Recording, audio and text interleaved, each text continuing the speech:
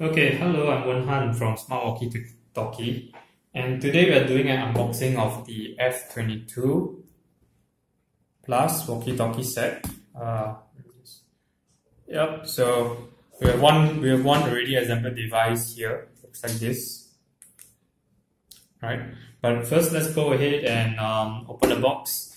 So the F22 Plus is a successor to the popular F22 device. It's been a popular handset for push-to-talk applications. Well, the way you can differentiate between the F22 and F22 Plus is from the exterior. So instead of a round button, we see a more rectangular D-pad here right now.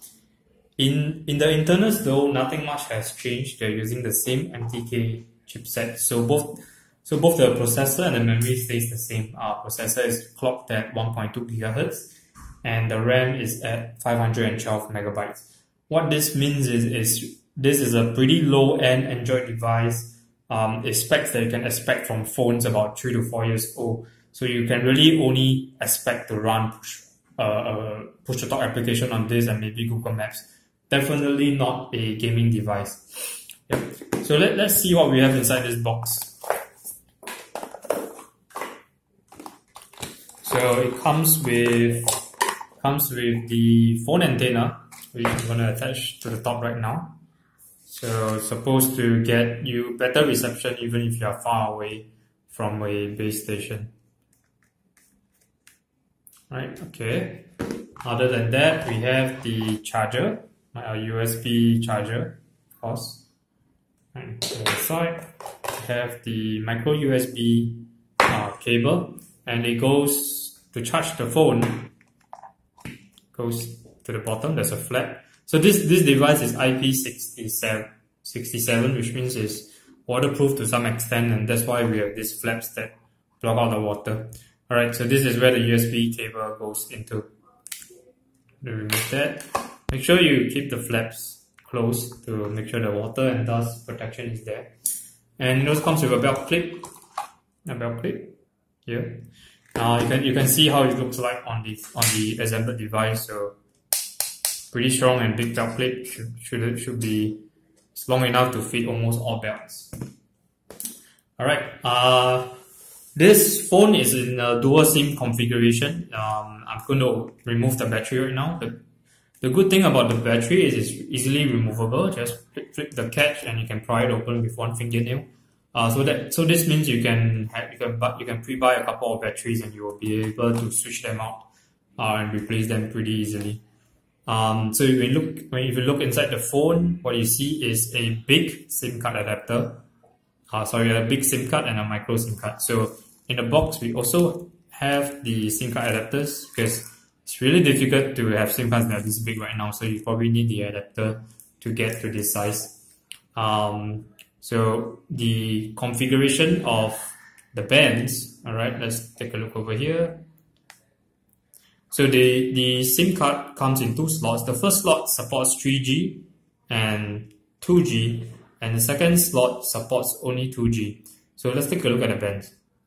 So the SIM 1 supports everything on 2G, some bands here that you see. So basically what this is it works best on AT&T because for AT&T 3G they have two bands. For T-Mobile it only has one band. So what you probably want is to buy an AT&T SIM card and insert here onto the big slot, right? So sorry guys, those on Verizon, this does not work.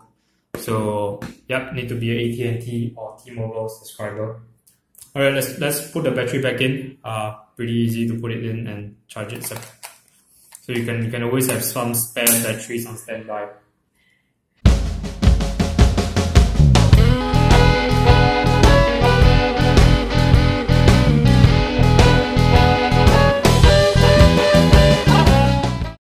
Okay, so with the device switched on already, let's take a look at the Android version. So, okay, the phone is responsive enough. It's running Android 4.4, which is a KitKat version, pretty old version, but that's to be expected with this low specifications phone.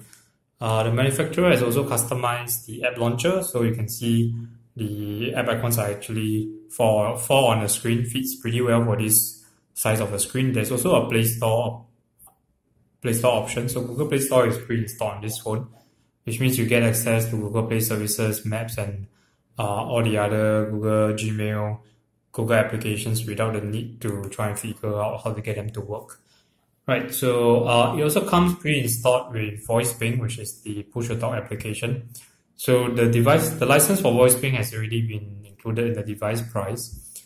And this device has already been set up. So let's go ahead and see how it works in a while.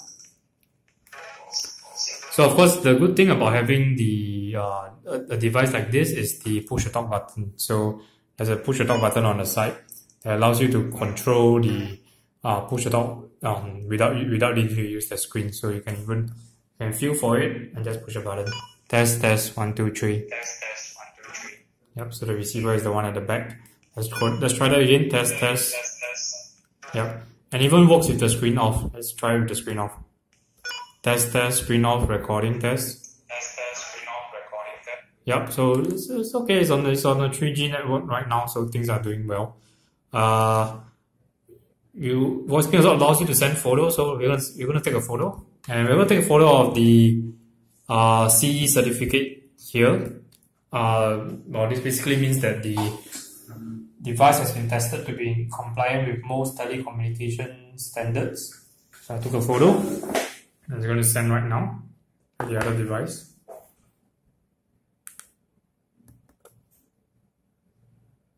Yep, so right, so we received the photo. Let's take a look on the other device how clear the camera is. So I'm going to zoom in. No, the text is pretty visible. I would think even the small print. This certificate is issued in accordance with the directive, blah blah blah, of European Parliament. So I think it's pretty visible. I mean, it's what you expect for a 5 megapixel camera.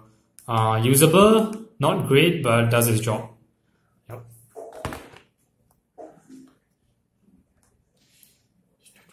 Okay, so of course, if you don't want to use Voice Ping, you can always install something like Zello or one of your own popular apps on the Play Store.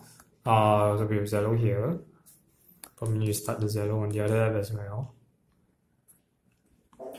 But for Zello, of course the hard buttons need some configuration and they don't work with the screen off, so you have to use your on-screen button. Zello test 1 2 3. Yep, so it's working as expected.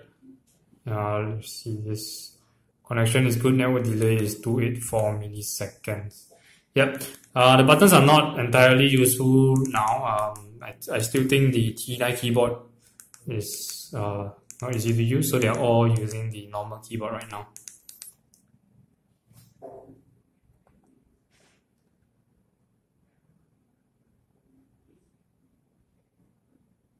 So starting Google Maps might take a while. Let's see if it works. We're indoor right now.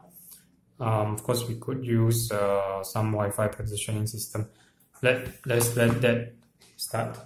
Right, so the bell clip, they have a docking station where you can use a desktop charger. This side connects to accessories like headsets. This is the volume knob, so you can adjust the volume. Yeah, and the speaker is pretty good, so it's pretty loud. And you'll know about the PTT button. This allows you to change channel in Voice Ping. So if you press the button. 2 3. Joseph. Testing. Yep. Yoga Smart 327. It will change who you talk to. So this is 327. 327 2. And then this is 222. Yep, which is the one with Google Maps open right now. So Google Maps is open. Let's see whether I can get the location. We need to turn on location service. Okay.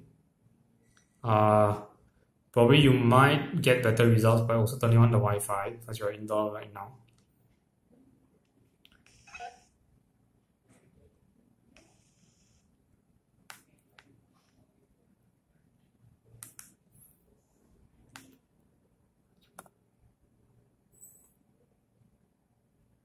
Yep, okay. I guess it takes a while for it to get a location fixed. But yeah, anyway, it's a smartphone, so should work as expected. Alright, so overall this phone, Pretty poor specs, but that's to be expected. It's really built just for push to talk, and that's where the good speaker comes in and the buttons, dedicated buttons, come in. So it's really a pretty good handset for push to talk. The only downside is on a 3G network, so 3G is a bit slow for most push to talk applications. If you're interested in a 4G device, there's another version called Talkie.